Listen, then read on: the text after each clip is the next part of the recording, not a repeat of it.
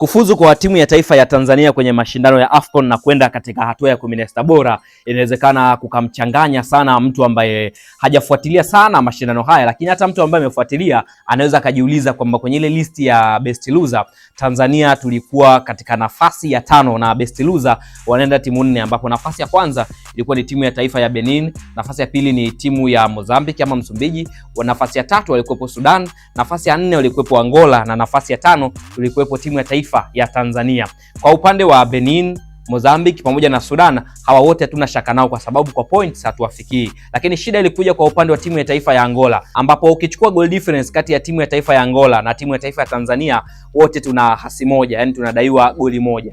Kwa hiyo kwa mantiki hii ni kwamba wote tupo sawa, yani tunalingana, maana kwa points wote tuna points 2, lakini magoli ya kufunga na kufungwa the goal difference wote tuna goal difference ya hasi moja, ila Tanzania ameenda. Swali ni je, kwa nini Tanzania inalingana na Angola alafu Tanzania imeenda hatua ya 16 bora? Ipo hivi, ukiangalia katika michezo mitatu ambayo tumecheza timu ya taifa ya Tanzania, michezo yote mitatu tumefanikiwa kufunga goli. Yani tumefunga goli katika mchezo wa kwanza dhidi ya Nigeria, tukapata goli katika mchezo wa pili dhidi ya timu ya taifa ya Uganda, na Tanzania ikapata goli katika mchezo wa tatu dhidi ya timu ya taifa ya Tunisia. Kwa hiyo Tanzania mpaka hapo imefunga magoli matatu. Lakini kwenye kufungwa sasa, mchezo wa kwanza tulipoteza kwa mabao 2-1, yani tumefunga magoli 2. Mchezo wa pili tumeruhusu goli 1 na kwa goli la 3. Na mchezo wa tatu dhidi ya Tunisia tumeruhusu tena goli 1.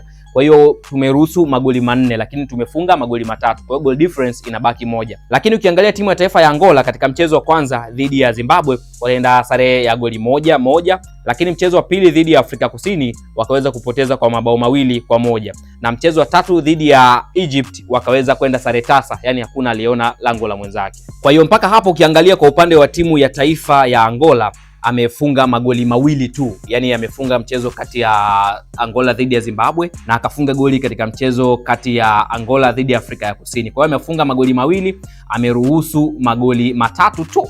Goli la kwanza aliruhusu katika mchezo dhidi ya Zimbabwe na magoli 2 aliruhusu katika mchezo dhidi ya Afrika Kusini. Kwa hiyo hapa ndipo ambapo tofauti ipo. Ukiangalia kanuni za CAF kwenye mashindano haya ya AFCON zinasema kwamba endapo timu zitakuwa zimelingana kwa kila kitu, cha kwanza ambacho kinaangaliwa ni magoli ya kufunga, alafu pili magoli ya kufungwa, 3 tunaangalia kama wamefanikiwa kukutana, lakini 4 wanaangalia issue za discipline. Kama kuna timu ambayo wachezaji wake wameonyeshwa kadi nyingi kuliko wenzake, basi hicho ni kigezo pia cha kuwa eliminate ama cha kuwaengua. Kwa hiyo kwa upande wa Tanzania ukiangalia katika vigezo hivi vyote 4, sisi tumeenda na kigezo cha kwanza ambapo ni magoli ya kufunga. Sisi tumefunga magoli 3 wakati wenzetu Angola wenyewe wamefunga magoli 2. Kwa hiyo hicho ndio kitu pekee ambacho kimeibeba timu ya taifa Tanzania kuqualify kwenda katika hatua ya 16 bora ya michezo hii ya AFCON 2025, ambapo mchezo wetu unaofuata ni kimbembe dhidi ya timu ya taifa ya Morocco ambao ndio wenyeji, na mchezo utapigwa siku ya Januari 4, 2026.